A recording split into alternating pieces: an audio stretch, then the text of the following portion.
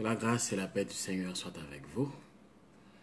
Mes chers amis, encore une fois, nous remercions notre Dieu pour sa grâce, sa bonté et sa fidélité. Je te salue, je vous salue, je salue tout le monde dans le nom de Jésus-Christ, notre divin Sauveur. C'est lui qui nous a fait, comme a dit la parole de Dieu, nous lui appartenons. Nous sommes son peuple et le troupeau de son pâturage. Comme a dit le psalmiste, entrez dans ses portes avec des louanges, dans ses parvis avec des cantiques. Célébrez-le, bénissez son nom. Oui, que le nom du Seigneur soit à jamais loué et béni pour tout ce qu'il a fait, pour tout ce qu'il continue de faire en faveur de ses enfants où qu'ils se trouvent sur cette planète. Parce que n'oubliez jamais que notre Dieu ne chôme jamais. Notre Dieu est toujours au travail, il est toujours à l'œuvre. Et c'est ce qui empêche à l'ennemi de nous faire du mal. Si notre Dieu sommeillait ne serait-ce qu'une seconde, eh bien, l'univers serait détruit. Et ni toi et moi, on ne serait plus dans ce monde. Mais heureusement que notre Dieu ne sommeille jamais, jamais il ne dort. Il prend soin toujours de ses enfants où qu'ils se trouvent. Et il fait des préparations pour eux. Et c'est pour cela que ses enfants, eh bien, trouvent toujours plaisir de se ressourcer dans sa parole, de se ressourcer dans la Bible, de se ressourcer dans sa présence. Nous allons prier le Seigneur pour invoquer sa présence parce que sans sa présence, nous ne pouvons rien faire. Pour dire merci à notre Dieu pour tout ce qu'il a fait pour nous, pour sa parole. Merci au Seigneur pour le sang qui a été versé sur le bois du Calvaire. Remerciez le Seigneur pour les miracles qu'il continue d'opérer en notre faveur. Nous devons remercier le Seigneur et réclamer sa présence afin que nous puissions, eh bien, trouver tout ce qu'il a de grâce et de bénédiction. Nous louons le Seigneur et nous lui remercions pour sa bonté, sa fidélité et surtout sa miséricorde. Prions le Seigneur.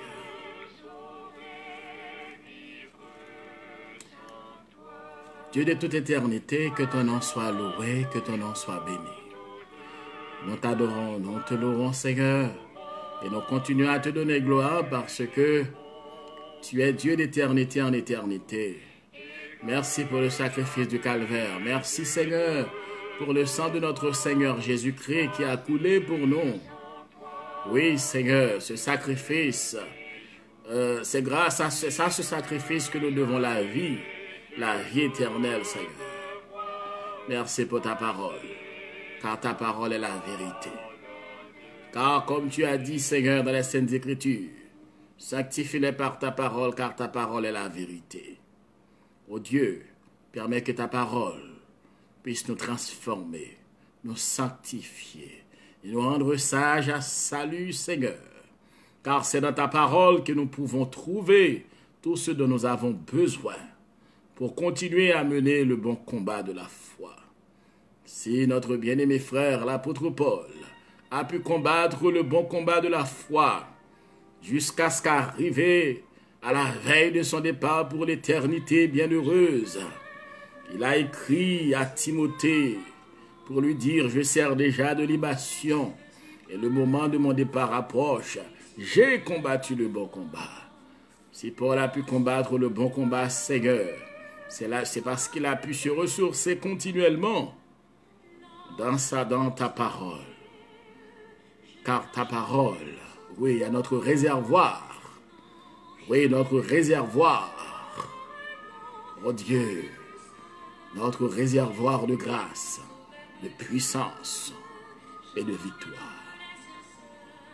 Seigneur, encore ce soir, nous avons besoin de ton amour, de ta grâce, de ton omniscience, car sans toi, nous ne pouvons rien faire. Veuille manifester toute l'étendue de ta puissance, ô Dieu, dans notre vie et dans celle de chacun de nos amis audio qu'ils se trouvent en ce moment, qu'ils nous écoutent en direct ou en différé, Seigneur. Puisses-tu les visiter dans leurs foyers respectifs, Seigneur. Oh, ceux-là qui sont attristés, ceux-là qui ne savent que faire, ceux-là qui sont peureux, ceux-là, oh Dieu, qui sont ébranlés par les événements actuels, Seigneur. Nous te supplions de les visiter, de leur donner, Seigneur, un renouvellement de grâce, de force, de puissance, de résistance au Dieu, parce que tout est prédit dans les Saintes Écritures. Seigneur, les faire au-delà de nos pensées, au-delà de notre entendement, ô Dieu, trois fois saint. Car c'est toi qui connais tout ce dont tous tes serviteurs et servantes ont besoin, Seigneur. Et nous continuons à placer notre confiance en toi. Oui, Seigneur, c'est là encore une grâce. Au nom de Jésus-Christ, ton Fils, notre divin Rédempteur, nous te prions, celui auquel soit la louange, l'honneur, la grâce, l'autorité, l'omniscience, au siècle des siècles. Amen.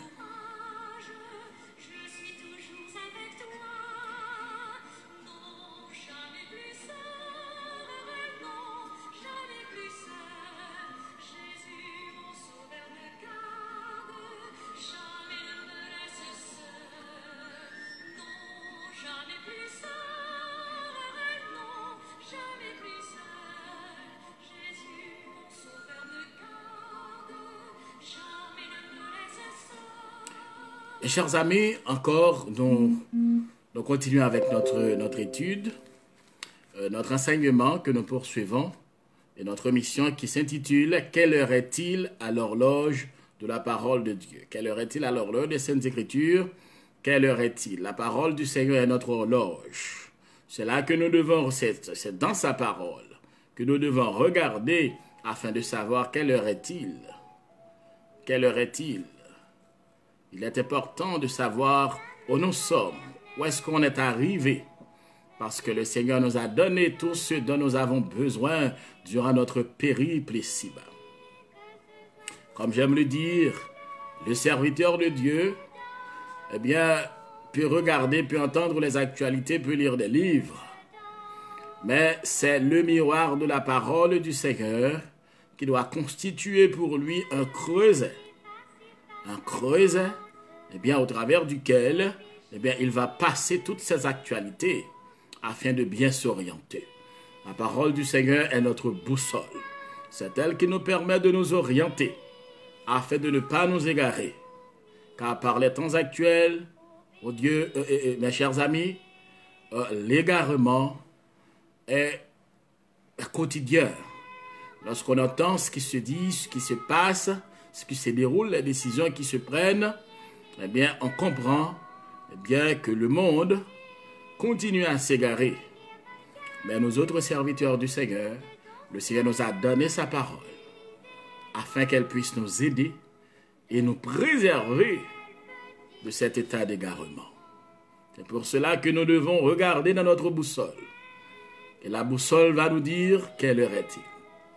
Nous avons déjà regardé avec la statue du roi Nebuchadnezzar cette vision, ce songe que le Seigneur lui-même avait révélé à Daniel, et le Seigneur avait donné à Daniel la signification. Donc ce songe décrit ce qu'on entend par les temps des nations, tout ce qui doit se dérouler durant cette époque qu'on appelle le temps des nations. Le Seigneur également a donné à prophète Daniel la prophétie des 70 semaines, cette prophétie qui concerne également les événements qui englobent tous les événements qui doivent arriver surtout dans le domaine du peuple d'Israël. Pour Israël, eh bien, durant cette époque. Donc, comme je vous ai dit, il y a 3 groupes distincts. Le Seigneur, dans sa parole, eh bien, utilise ces 3 groupes. Depuis la Genèse jusque dans le livre de l'Apocalypse, le Seigneur eh bien, fixe ses regards sur ces 3 groupes. Et toutes les prophéties des Saintes Écritures eh bien, s'orientent soit vers l'Église, soit vers Israël, soit vers les nations. Et comme je vous ai dit que l'Église, eh bien que ça, c'est déjà trouvé dans le secret de Dieu, parce que notre Seigneur est omniscient, l'Église se trouve, s'est révélée, eh bien, dans la parenthèse entre la 69e semaine et la 70e semaine. Donc cette parenthèse, une fois fermée, eh bien, la 70e semaine va enclencher immédiatement. Donc, aussitôt que la 70e semaine commence, il va y avoir un croisement entre la prophétie qui concerne les nations, le son de la statue, et la 70e semaine. C'est pour cela que l'Antichrist, eh bien, sera issu, eh bien, comme l'a dit Jean dans l'Apocalypse chapitre 13, il a vu que la bête était sortie de la mer. La mer symbolise les nations. La mer symbolise la cohue du temps, la cohue des sociétés, des nations. Mais également l'Antichrist, non seulement elle va sortir des nations, l'Antichrist, eh bien, doit être accepté par Israël. Parce que l'Antichrist sera accepté par Israël, et c'est ce qui fait qu'Israël, eh bien, pourra l'accepter comme son Messie. C'était prédit par le Seigneur lorsque le Seigneur, dans son discours, a dit « Je suis venu au nom de mon Père et vous ne m'avez pas reçu. L'autre, lui, lorsqu'il viendra, il viendra en son propre nom, mais vous, vous le recevrez. » Donc, le Seigneur faisait référence, eh bien, à la venue de l'Antichrist qui devra se manifester dans les derniers jours. Israël recevra ce type comme son Messie. Israël l'acceptera comme Messie.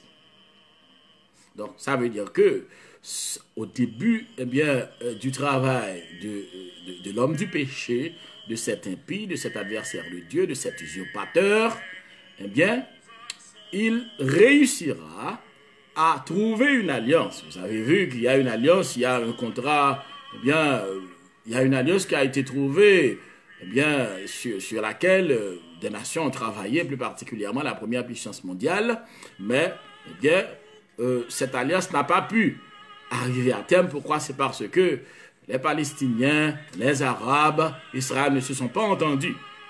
Mais assurément que l'Antichrist, lorsqu'il viendra, il pourra trouver une entente, eh bien, il pourra, eh bien, avec des ruses, il utilisera la ruse, beaucoup d'astuces. D'ailleurs, il sera doté de la puissance même de Satan pour faire des choses. Eh bien, sûrement, il parviendra à une alliance, eh bien, qui durera 7 ans.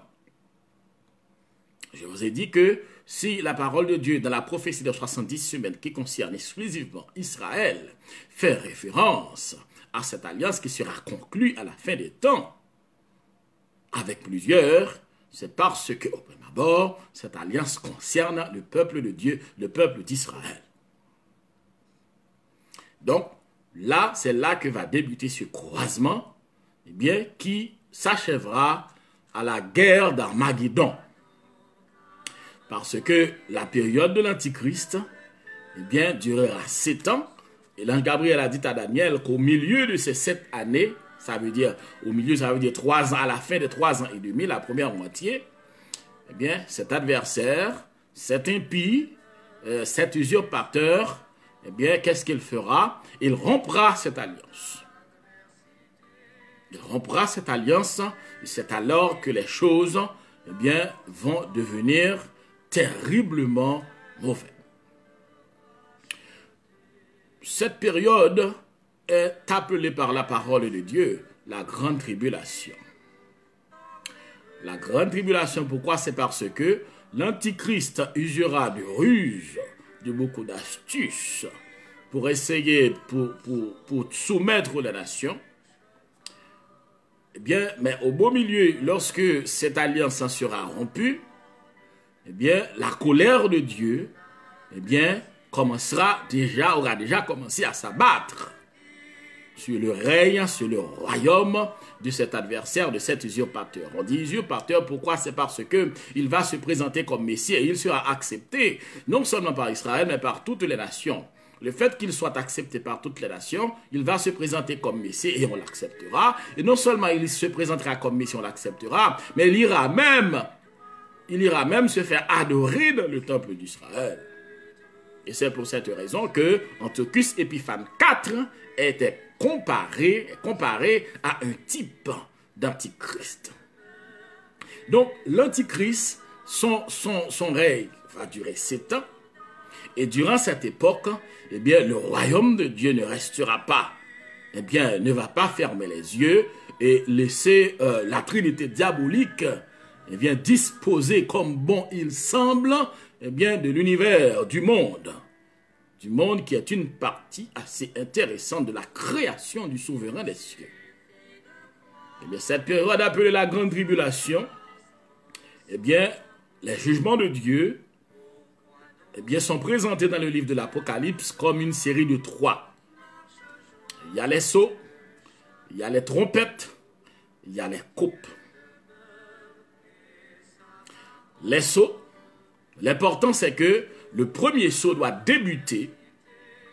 Le premier sceau doit débuter, eh bien, avec l'Antichrist qui se présentera comme quelqu'un qui est innocent. D'ailleurs, la parole de Dieu nous le présente comme quelqu'un qui est monté sur un cheval blanc. Signe de l'innocence, signe de la vertu, signe de la piété. Mais dans ce cas-ci, ce sera une fausse piété. Après les sceaux, il va y avoir les trompettes. Après les trompettes, il va y avoir les coupes. Les jugements sont énormes. Et le Seigneur frappera, eh bien, avec beaucoup de fermeté, beaucoup de sévérité. Mais il y a un aspect important. Pourquoi l'Église doit connaître, doit être au courant de cela? Parce que lorsqu'on est au courant de ce qui arrivera après l'enlèvement de l'Église, cela nous aide, nous donne beaucoup plus de motivation à rester fidèles au Seigneur, à marcher dans la fidélité, à marcher dans le respect de ses principes, de ses commandements. Parce que le Seigneur n'enlèvera pas seulement son Église pour aller participer au nom de l'agneau seulement, mais il l'enlèvera pour que son Église ne fasse pas partie, eh bien, ne puisse pas être victime de cette époque, au contraire, cette époque très difficile.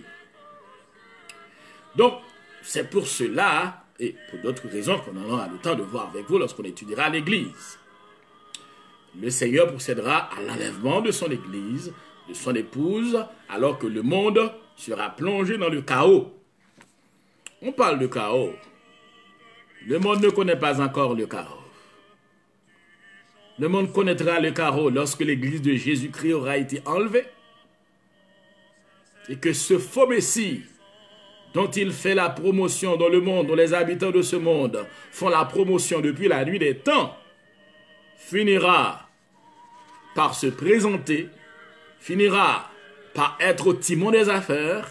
C'est à ce moment-là, lorsque la justice de Dieu, eh bien, frappera contre ce monde impie, et c'est à ce moment-là que malheureusement ce monde connaîtra ce que veut dire le mot chaos.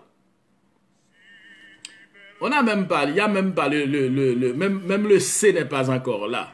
Voir pour le chaos. Le monde connaîtra le chaos durant l'époque de la grande tribulation. Mes salutations à mes amis, Pasteur Harry, sois béni, toi et ton église, ton peuple, frère et sœur Ludie, Saint-Élien, bonsoir à toi. Et tous nos amis, je vous salue, ceux-là qui nous suivent en direct ou en différé. Eh bien, ceux-là, où est-ce que vous vous trouvez? Soyez bénis dans le nom de Jésus-Christ.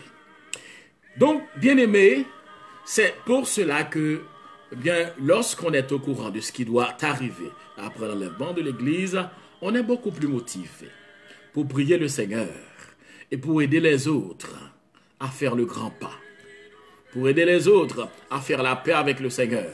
Et pour les aider à comprendre que l'univers, le monde, eh bien, l'univers n'est pas laissé à la dérive. Dieu n'a pas abandonné le monde, au contraire. Ses yeux sont toujours en éveil. D'ailleurs, le Seigneur ne sommeille jamais, il ne dort. Il regarde et il prend soin de sa création. Donc, cette période appelée la grande tribulation, mes chers amis, aura encore un autre objectif. Le Seigneur, n'oubliez pas que le Seigneur a mis l'accent sur 3 groupes distincts. Il y a un groupe qui ne sera pas là, c'est l'Église. Mais il y a 2 groupes qui seront frappés par les jugements de la grande tribulation. C'est Israël et les nations. Le Seigneur jugera les nations sévèrement durant l'époque de la grande tribulation. Premièrement parce que les nations ont refusé le salut. Premièrement, d'autre part, les nations non seulement elles ont refusé le salut, elles ont maltraité les serviteurs de Dieu. Les nations ont maltraité aussi le peuple d'Israël. Parce que c'est depuis Nimrod, mes chers amis, l'esprit de Caïn travaille dans ce monde afin de faire surgir cet homme du péché qui sera la personnification de la rébellion humaine. Parce que n'oublie pas, la venue de cet être qui réussira à coup de ruse et d'astuce à fagoter une fausse unité, ça ne date pas d'aujourd'hui. Cette affaire de nouvel ordre mondial, ça ne date pas d'aujourd'hui. L'esprit de ce nouvel ordre mondial a débuté depuis avec Caïn. Et ça va, eh bien, continuer à se nourrir à l'époque après le déluge avec Nimrod. Donc cet esprit continue à continuer à traverser les temps jusqu'à arriver à cette époque, eh bien, pour soulever les hommes, pour soulever l'humanité contre Dieu. Parce que ce sera un nouvel ordre mondial contre Dieu. Un nouvel ordre mondial contre la parole de Dieu. Un nouvel ordre mondial sans Dieu. Ce sera l'apogée de la rébellion humaine et aussi l'apogée de la rébellion des armées, des hordes démoniaques qui agissent sous la coupe de Satan. Donc, le Seigneur utilisera cette période de grande tribulation pour châtier aussi le peuple d'Israël. Parce que Israël avait accepté ce faux Messie, donc Israël a rejeté le vrai Messie. N'oublie pas que c'est le Seigneur Jésus-Christ qui est le vrai Messie. D'ailleurs, c'est lui qui est l'héritier légitime et légal du trône de David. C'est ce que l'ange Gabriel avait dit à Marie. L'ange Gabriel avait dit à Marie, le Seigneur Dieu lui donnera le trône de David, son père. Donc, Jésus est juif, et juif, c'est lui le Messie, le vrai Messie. Et qu'est-ce qu'Israël a fait? Israël a rejeté ce Messie. Et en rejeté ce Messie, Israël s'est allié avec les nations pour crucifier le Messie. Israël s'est allié avec les nations, je le répète, Israël s'est allié avec les nations pour crucifier le vrai Messie. Durant la grande tribulation, eh bien, les jugements de Dieu atteindront Israël et aussi les nations.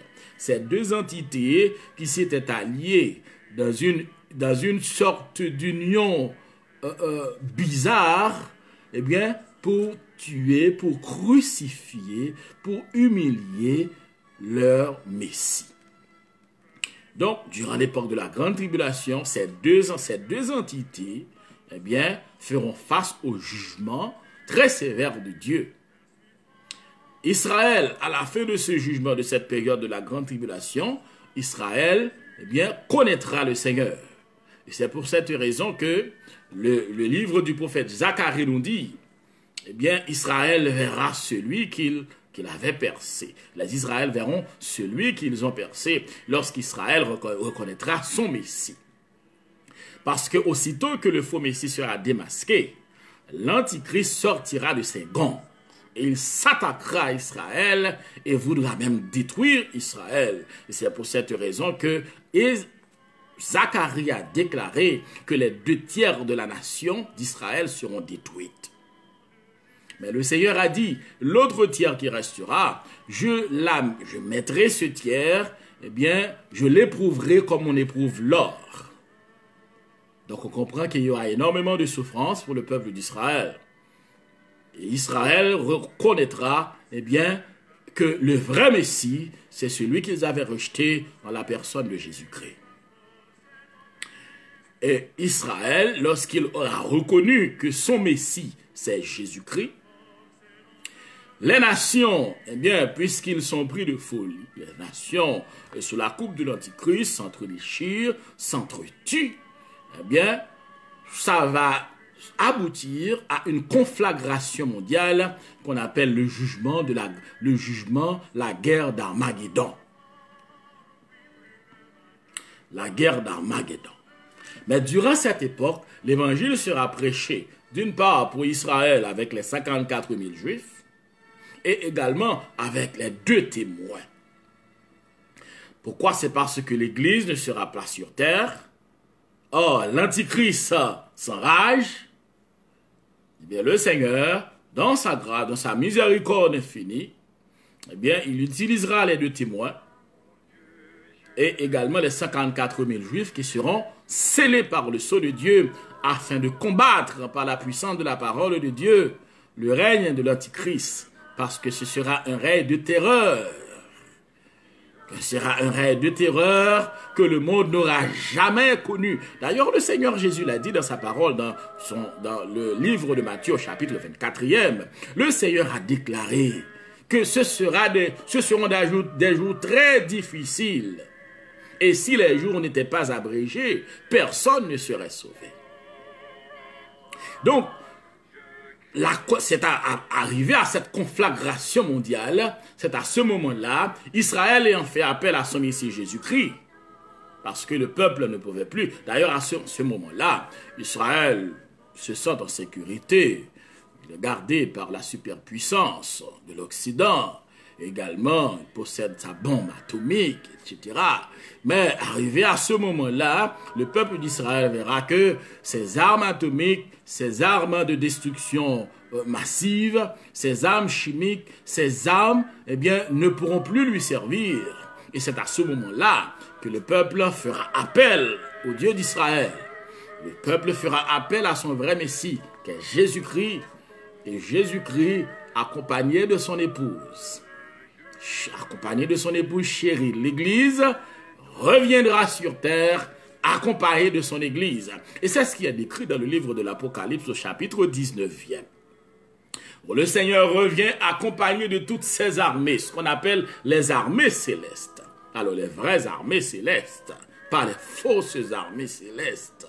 Il existe des fausses armées célestes où il y a une horde de personnes, eh bien, qui sont possédés par des mauvais esprits de toutes sortes et de tous acabits, qui se mettent ensemble pour répéter des bizarreries et pour dire des mensonges et pour opérer des choses macabres. Mais lorsqu'on parle des armées célestes qui accompagneront Jésus-Christ, tu vois d'abord son épouse l'Église et également les amis de l'époux, Israël, les gens de l'Ancien Testament, les justes de l'Ancien Testament, et également nous voyons les anges qui forment, eh bien, tout ce beau monde-là, forment les armées célestes qui accompagneront le Sauveur lors de son retour en gloire. Et c'est à l'occasion de ce retour en gloire que le Seigneur posera ses pieds sur le mont des Oliviers et cette montagne se scindra en 2. D'ailleurs, les archéologues, les sismologues ont déjà vu qu'il y a une sorte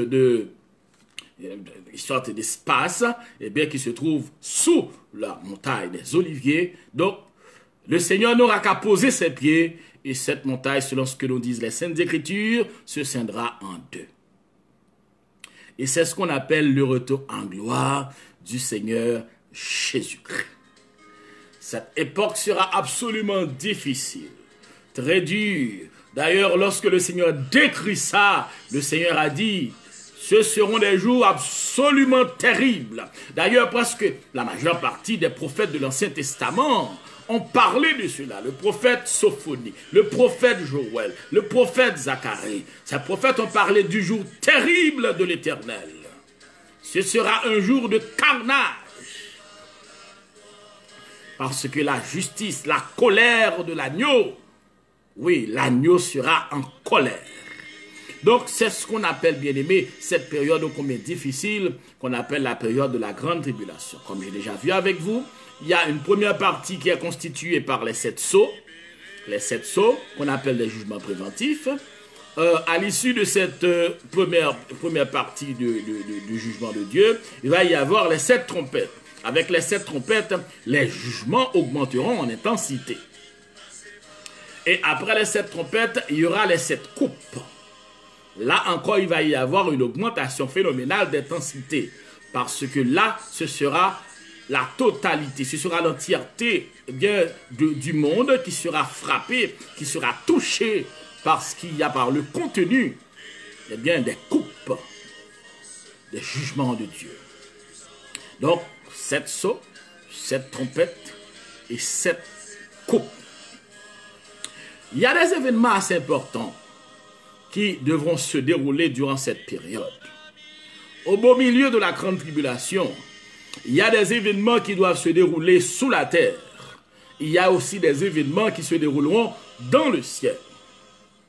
Sous la terre, la Bible nous dit que le monde des ténèbres, qui agit sous la coupe du dragon rouge, de Satan, recevra l'autorisation, la permission, de faire surgir des démons absolument mauvais et puissants.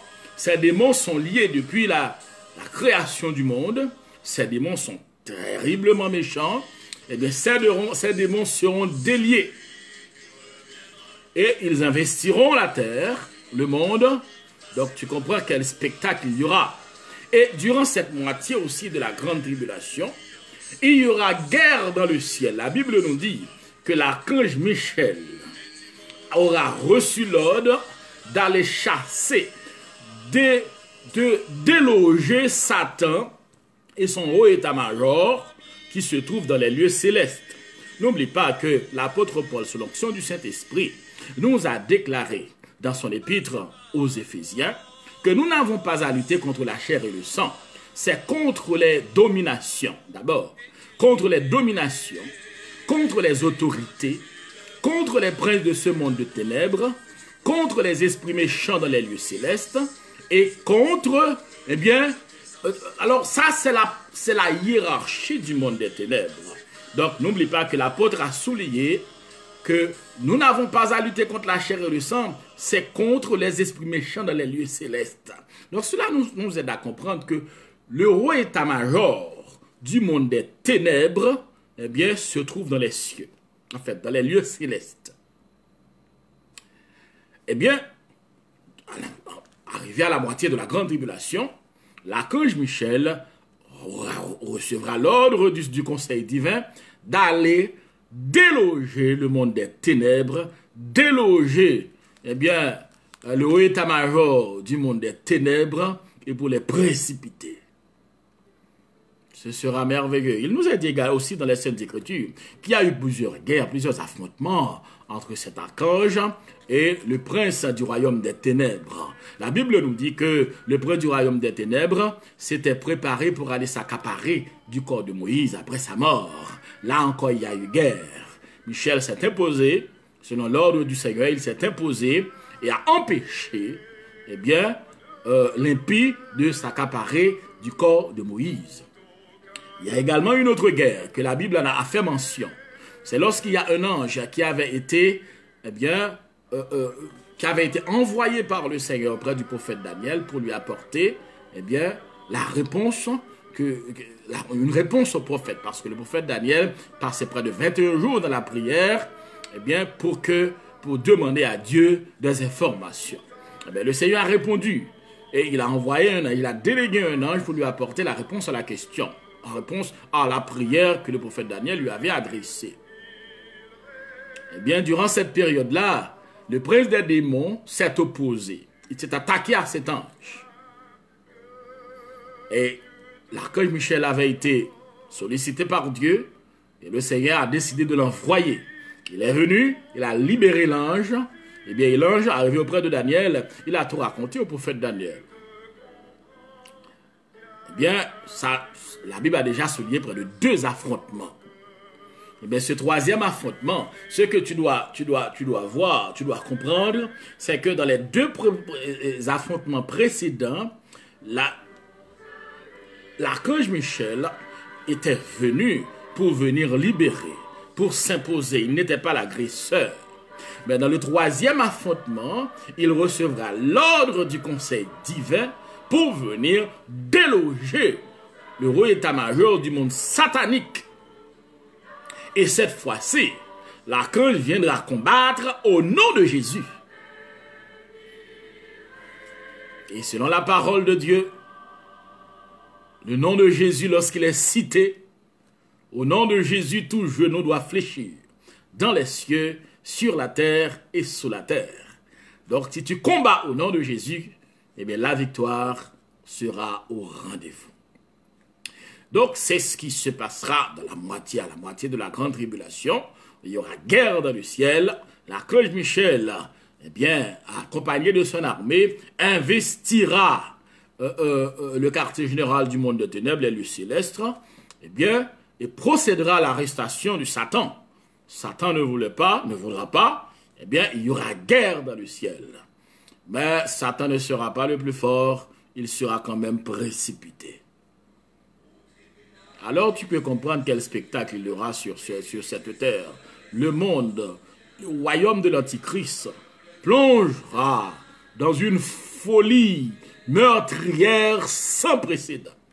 Des démons sont issus, des démons qui viennent du sous-monde, investissent le monde, le territoire mondial, alors qu'il y a d'autres démons qui sont chassés dans les lieux célestes et qui seront descendus.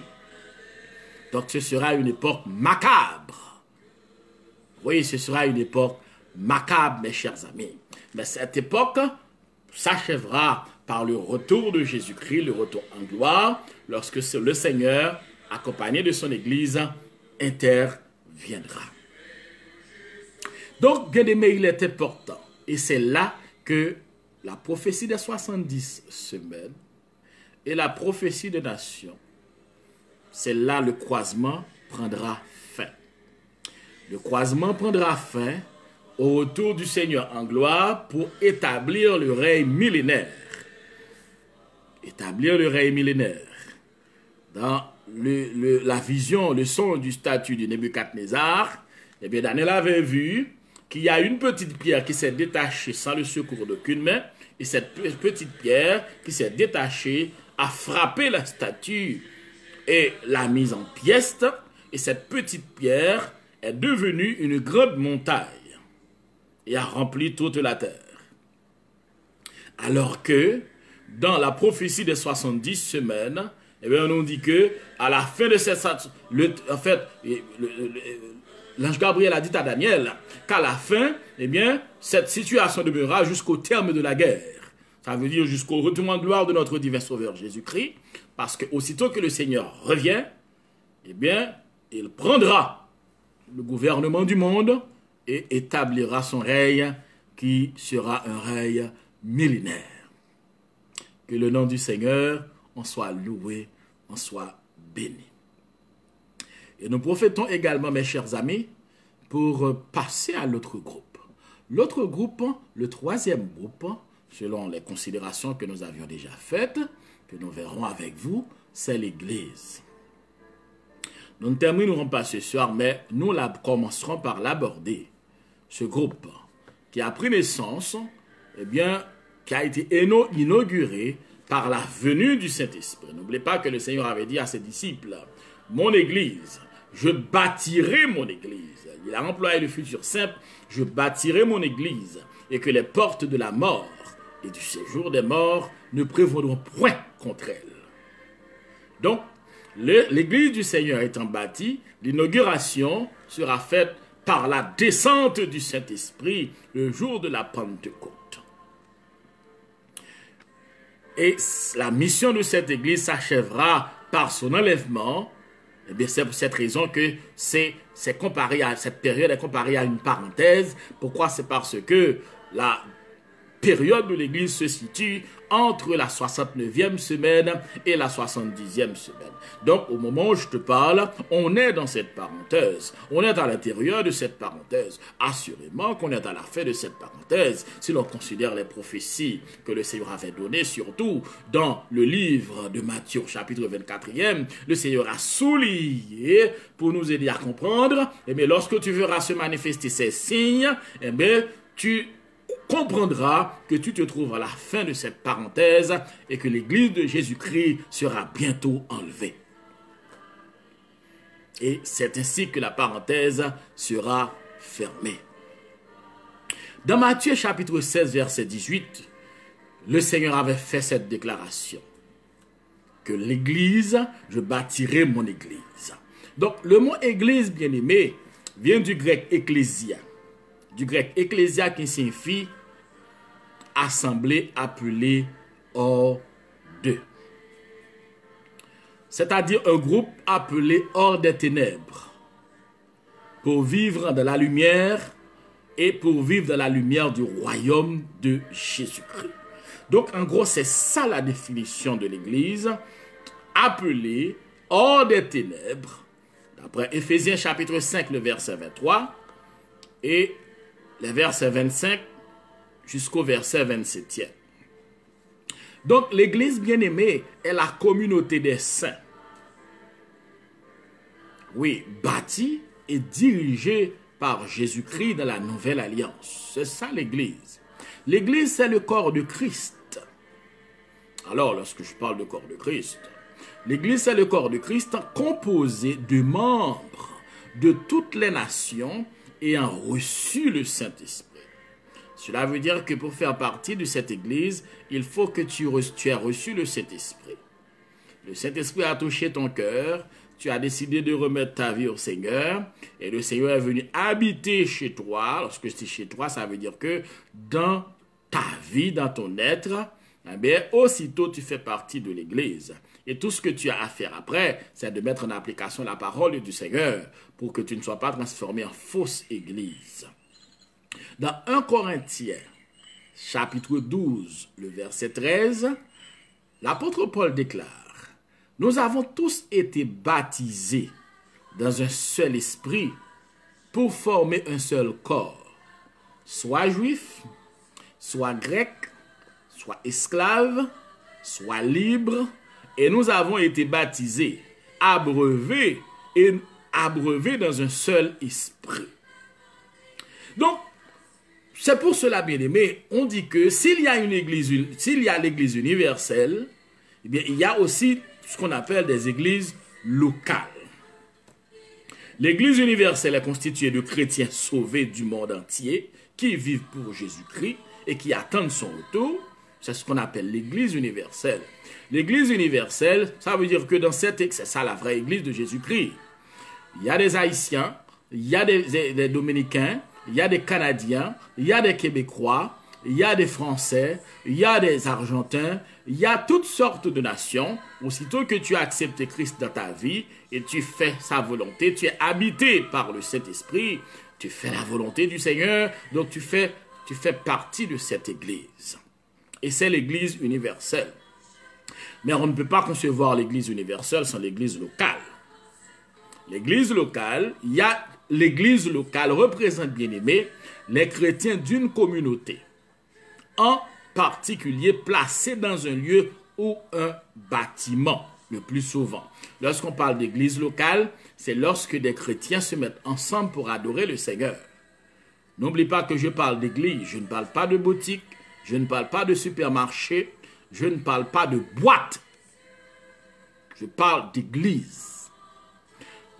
Lorsque les chrétiens, quel que soit leur nombre, c'est pour cette raison que le Seigneur a déclaré, là où 2 ou 3 sont assemblés en mon nom, je suis au milieu d'eux. Je suis absent du corps, mais présent en esprit. Lorsque des chrétiens se mettent ensemble pour adorer le Seigneur, pour louer le Seigneur, eh bien, on appelle ça l'église locale. L'église n'est pas un bâtiment. Le bâtiment est utilisé pour se réunir parce que le bâtiment, c'est comme un confort qui nous préserve, qui nous accorde un sentiment de sécurité physique, bien entendu. Pourquoi? C'est parce qu'à l'intérieur de ce bâtiment, on est préservé contre des forces de la nature, par exemple contre la pluie, contre des torrents, contre des déluges, contre le vent. Donc c'est pour cela, contre la clarté parfois insupportable du soleil. Donc c'est pour cela qu'on se réunit à l'intérieur du bâtiment. Mais ce n'est pas le bâtiment qui est l'église. Alors tu peux comprendre en quel temps on est lorsque les gens passent énormément de temps à perdre beaucoup d'énergie pour construire les bâtiments, mais ils ne dépensent pas la même quantité d'énergie pour construire la vraie église. Parce que l'église, ce sont les membres. L'église, ce sont les frères. L'église, ce sont les sœurs. Ce sont les sœurs et les frères. Sans les sœurs et les frères, on a un bâtiment. Sans les frères et les sœurs, on n'a pas d'église. On a un bâtiment à l'intérieur duquel on peut pratiquer ce qu'on veut. Les frères, les sœurs sont l'église de Jésus-Christ. Et c'est pour cette raison que je vous avais dit au début, mes chers amis, si le monde des ténèbres pense qu'il a pu fermer l'église de Jésus-Christ, ce serait une erreur grave qu'aurait commis les hordes démoniaques. Pourquoi? Parce que l'église du Seigneur ne saurait être fermée, parce que les bâtiments ne constituent pas l'église de Jésus-Christ. Les bâtiments sont des lieux où l'église se réunit. Mais l'église de Jésus-Christ continue à se réunir. L'église de Jésus-Christ continue à prier, continue à adorer, continue à donner gloire à son Dieu, parce que le bâtiment, on en a besoin bien sûr pour nous réunir. Mais le bâtiment n'est pas l'église de Jésus-Christ. Donc, l'église de Jésus-Christ est formée des chrétiens spirituels, mais des chrétiens aussi qui sont dotés de dons spirituels. Dans 1 Corinthiens chapitre 12, les versets 27 et 28, la Bible nous dit: vous êtes le corps de Christ et vous êtes ses membres, chacun pour sa part. Et Dieu a établi dans l'Église, premièrement des apôtres, deuxièmement des prophètes, troisièmement des docteurs, ensuite ceux qui ont le don des miracles, puis ceux qui ont les dons de guérir, de secourir, de gouverner, de parler en diverses langues. Et je continue la lecture, c'est la parole du Seigneur, mes chers amis. Tous sont-ils apôtres? Tous sont-ils prophètes? Tous sont-ils docteurs? Tous ont-ils le don des miracles? Tous ont-ils le don de guérison? Tous interprètent-ils? Et l'apôtre termine pour dire: aspirez aux dons les meilleurs. Donc, mes chers amis, l'église de Jésus-Christ, fonctionne avec les dons spirituels, mes chers amis. L'église de Jésus-Christ fonctionne avec les dons spirituels. Alors vous pouvez comprendre pourquoi on fait face à ces problèmes, des problèmes qui sont presque irrésolus. C'est parce que les dons spirituels, on se demande où sont passés les dons spirituels. Où sont les apôtres? Où sont les prophètes? Où sont les docteurs? Où sont les pasteurs? Ici, on parle de pasteur en tant que don. Évidemment, l'ennemi a profité pour semer toutes sortes de choses.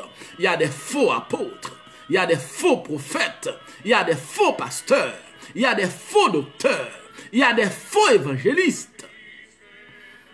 Et c'est ce qui fait que, des fois, on se demande, mais où est-ce qu'on en est? Des fois, on a des difficultés à différencier une église locale, une communauté qui se dit église locale, d'un supermarché, d'un centre de marketing. Où sont les dons spirituels? Et le Seigneur pose des questions. Où sont les dons spirituels? Où sont les dons spirituels? Et c'est pour cette raison qu'il y a autant de difficultés, autant de problèmes. Les gens se battent. Pourquoi? C'est parce que, Tout le monde veut devenir pasteur, tout le monde veut devenir apôtre, tout le monde court après des titres, mais pas après le service. Mes chers amis, c'est Dieu qui donne les dons. C'est Dieu qui donne les dons. C'est ce que nous disent les Saintes Écritures. Dans Acte 1er, le verset 8, la Bible nous dit que les membres de l'Église de Jésus-Christ doivent recevoir les dons spirituels et doivent être revêtus de la puissance du Saint-Esprit. N'oubliez pas ce que le Seigneur avait dit à ses disciples avant avant de les laisser. Le Seigneur leur avait dit, mais vous recevrez une puissance, le Saint-Esprit survenant sur vous, et vous serez mes témoins à Jérusalem, dans toute la Judée, dans la Samarie, et jusqu'aux extrémités de la terre. Et les disciples devaient attendre la venue du Saint-Esprit. Et le Saint-Esprit s'est manifesté le jour de la Pentecôte. Et les dons du Saint-Esprit se sont manifestés sur les apôtres comme des dons des langues de feu.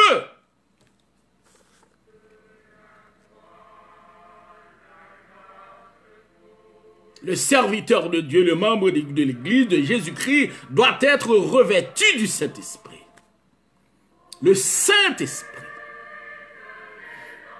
Pas d'un esprit du monde des ténèbres, pas d'un esprit de l'air, mais de la puissance du Saint-Esprit.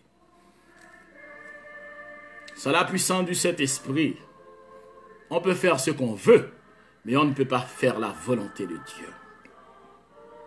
Donc, bien-aimés, sans la puissance du Saint-Esprit, il n'y a pas d'église. Le jour de la Pentecôte, qui a vu descendre le Saint-Esprit, et c'est là, la Bible nous dit, que l'apôtre Pierre, étant rempli du Saint-Esprit, il a prêché un sermon. L'apôtre Pierre n'avait pas de microphone. L'apôtre Pierre n'avait pas de caméra. L'apôtre Pierre n'avait pas des jeux d'instruments. Évidemment, ces éléments sont très intéressants, sont bons, ils participent à l'œuvre de l'évangélisation. On n'est pas contre, au contraire. Mais l'apôtre Paul, il faut souligner qu'à cette époque, l'apôtre Pierre n'était pas muni de ces ersatz, de ces instruments, de ces accessoires que nous utilisons. Et la parole de Dieu nous dit que son serment était tellement puissant que qu'il a abouti à la conversion de 3000 âmes. Les gens étaient tellement touchés par la puissance de cette prédication qu'ils se sont dit, mais hommes frères, que ferons-nous? Et l'apôtre de dit, acceptez Jésus dans votre vie et vous serez sauvés, vous et votre famille. Donc on comprend, bien aimé, ça a été une salve, ce qu'on appelle dans le langage martial, dans le langage militaire. Ça a été une salve sèche de l'artillerie chrétienne, où la postérité de la femme asseigne à blanc les armées du monde des ténèbres. Donc, à cause de seul sermon, une seule prédication, le monde des ténèbres a abouti à un déficit de 3000 âmes. L'enfer a fait un déficit de 3000 âmes. Oh, le monde des ténèbres, Satan ne pouvait pas supporter ça. Et c'est pour cela qu'il a lancé tout un torrent de persécution contre l'Église de Jésus-Christ. Mais le Seigneur avait déclaré, les portes de la mort et du séjour des morts ne prévaudront point contre mon Église. Donc, bien-aimé, c'est l'occasion de te poser la question. Fais-tu partie de l'Église de Jésus-Christ? Je ne te demande pas depuis quand as-tu accepté le Seigneur dans ta vie. Je ne te demande pas depuis quand as-tu accepté qu'une personne ou bien un ministre, un leader ait prié sur ta tête, ait posé sa main sur ta tête. Je ne te demande pas combien de jours par semaine as-tu l'habitude d'aller à l'église, combien de fois par jour tu lis ta Bible. Je ne te demande pas à combien de réunions évangéliques as-tu déjà participé. Je te demande, est-ce que tu fais partie de l'église de Jésus-Christ? Si tu fais partie de l'église de Jésus-Christ, tu dois être rempli du Saint-Esprit. Laisse-moi te dire, en vérité, Si tu n'as pas le Saint-Esprit, tu le sais. Et si tu l'as aussi, tu le sais. Ce n'est pas quelque chose de clandestin. Ce n'est pas quelque chose que les autres ne peuvent pas voir, que tu ne peux pas reconnaître. Mais non. Tu connais si tu as le Saint-Esprit. Tu sais si tu as le Saint-Esprit. Et tu sais si tu ne l'as pas. Et c'est pour cette raison, mes chers amis, que les magouilleurs, les fauteurs de troubles, les faux prophètes, ils doivent commencer par rougir dès maintenant, parce que s'ils ne se répandent pas, eh bien, ils seront traduits par devant le jugement, par devant le tribunal du grand trône blanc, par le chef de l'église de Jésus-Christ. Donc, on comprend que, durant toute l'histoire humaine, l'église de Jésus-Christ, eh bien, va être confrontée à différentes épreuves. Des fois, ce sont des hérésies, des fausses doctrines que l'ennemi aura semées. Mais le Seigneur a utilisé les apôtres pour bien faire les disciples, pour corriger. Parce que la parole de Dieu nous dit que l'Église, la parole de Dieu, est là aussi pour corriger, pour convaincre. Le Seigneur les a utilisés pour écrire des épîtres. C'est pour cette raison que tu veux voir, surtout dans le Nouveau Testament, l'apôtre Paul a écrit près de 13 épîtres. Au moins 13 épîtres. Il y a également l'apôtre Jean, l'apôtre Pierre. Et toutes ces églises, eh bien, qui grandissaient, Satan n'était pas content. Eh bien, il faisait des complots de toutes sortes afin, eh bien, de les détruire. Mais les églises combattaient parce que n'oublie pas que l'église de Jésus-Christ, c'est l'armée du Seigneur sur cette terre. C'est l'armée du Seigneur sur cette terre. Donc, c'est pour cette raison, bien-aimés, il y aura beaucoup de révélations. Et dans le livre de l'Apocalypse, le Seigneur a donné à son apôtre, l'apôtre Jean, une révélation qui concerne 7 églises d'Asie mineure. Ces 7 lettres ont été adressées aux 7 églises d'Asie mineure. Mais il y avait d'autres églises. Pourquoi le Seigneur a jeté son dévolu sur ces 7 églises? Il y a eu d'autres églises. Beaucoup d'autres églises. À Rome, à Antioche. Dans plusieurs coins et recoins de l'Asie mineure. Il y avait beaucoup d'autres églises qui ont été construites, qui ont été bâties. Parce que l'évangile, eh bien, l'évangile était en pleine croissance. Des âmes, beaucoup d'âmes parvenaient à la conversion. Et les apôtres, les serviteurs de Dieu se donnaient corps et âme. Ils étaient puissamment remplis du Saint-Esprit. Le Seigneur a choisi ces 7 lettres, ces 7 églises. Non seulement le Seigneur a voulu les exhorter, mais également, le Seigneur a voulu laisser ces lettres pour ses serviteurs de notre âge qui viendront, tels que nous, vous et moi. Mais également, le Seigneur a voulu donner la direction prophétique que devra prendre l'itinéraire prophétique de son Église au travers de l'histoire. Et ce, jusqu'à son enlèvement, que l'apôtre Jean figurera au début du 4e chapitre du livre de l'Apocalypse. Donc c'est ainsi, mes chers amis, que nous venons de débuter notre partie de la parenthèse que nous appelons, qui s'appelle, eh bien, l'Église de Jésus-Christ. Nous avions vu comment l'Église a commencé et c'est quoi l'Église. La différence qu'il y a entre l'Église universelle et l'Église locale. Et ce qui importe ce soir, c'est de te poser la question à savoir, fais-tu partie de son Église? C'est important de le savoir. Tu dois le savoir. Ce n'est pas quelque chose que tu ne peux pas savoir, non. Tu dois savoir, fais-tu partie de l'Église de Jésus-Christ? Si tu as conscience de ne pas faire partie de son Église, il faut te mettre à genoux. Il faut rechercher immédiatement la communion avec le Seigneur pour lui dire, Seigneur, ça fait longtemps que je suis à l'église, ça fait longtemps, je fréquente beaucoup de temples, beaucoup de communautés, ça fait longtemps que je me suis inscrit à un temple, etc.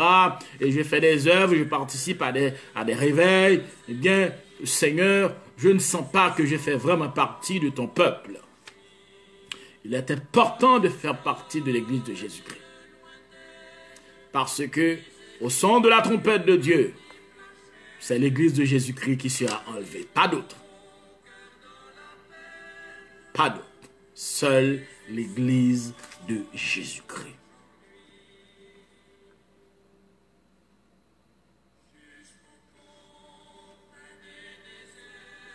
Prions le Seigneur.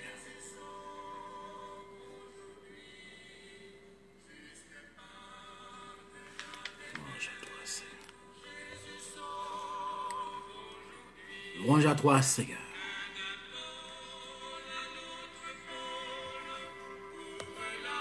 Louange à toi, Seigneur. Seigneur, nous te donnons gloire, honneur et adoration. Merci pour ta grâce, ta bonté, ta fidélité. Merci pour ce moment que nous avions passé dans ta présence et dans ton amour. Donne à chaque de nos célestes Pères la grâce de s'approprier de ton amour, oh Dieu. Donne-nous la grâce d'appartenir à ton Église. Parce que, Seigneur, seule ton Église pourra participer à l'enlèvement. Car le son de la trompette sera pour ton Église. C'est pour cela que ce retour est considéré comme un retour secret. Parce qu'il est exclusif pour l'Église, pour ton épouse. Donne à chacun de tes serviteurs, Seigneur, la grâce de se reconnaître à l'intérieur de ton Église. Car nous devons être remplis de ton Saint-Esprit, du Saint-Esprit. Parce que ton Église est constituée de vierges sages. Oui, dans l'église locale, nous côtoyons les vierges folles. Mais tes serviteurs, tes servantes ont besoin, Seigneur, d'appartenir et de rester dans la catégorie des vierges sages, afin que nous puissions répondre par l'affirmative au grand et divin appel que tu feras par le retentissement du son de la trompette. Merci pour ce moment que nous avons passé. Et nous bénir davantage, oh Dieu, tes serviteurs qu'ils se trouvent. Donne-nous la grâce d'être continuellement éclairés, Seigneur, par la puissance du Saint-Esprit, sans laquelle personne ne peut faire œuvre qui vaille. D'aller faire au-delà de nos pensées, oui, au-delà de nos entendements, de notre entendement. Aide-nous, Seigneur, à passer une agréable soirée sous ton regard vigilant et dans ta main puissante. Au nom de Jésus-Christ, ton Fils, nous te prions. Amen. Donc, mes chers amis, nous venons de commencer avec l'autre groupe. Et l'Église de Jésus-Christ. L'épouse de Jésus-Christ. L'épouse de Jésus-Christ, c'est cette épouse qui sera enlevée au jour de la trompette, lors du retentissement du son de la trompette. N'oubliez pas que je vous avais dit que la fiancée de la culture juive, le fiancé donne toujours un cadeau à sa fiancée avant son départ, une fois qu'il a donné ce cadeau à sa fiancée, comme gage de son retour pour les noces. Donc le Seigneur a donné ce cadeau à l'Église qui est le Saint-Esprit. Donc ça veut dire, lorsque le Seigneur reviendra pour enlever son Église, il doit trouver son Église munie de ce cadeau. Donc ce qui revient à dire, si tu n'as pas le Saint-Esprit dans ta vie, si tu n'es pas rempli du Saint-Esprit, tu ne fais pas partie de l'Église de Jésus-Christ. Donc cela veut dire que toi et moi, nous devons être sûrs que nous appartenons à l'Église de Jésus-Christ. Car c'est la condition sine qua non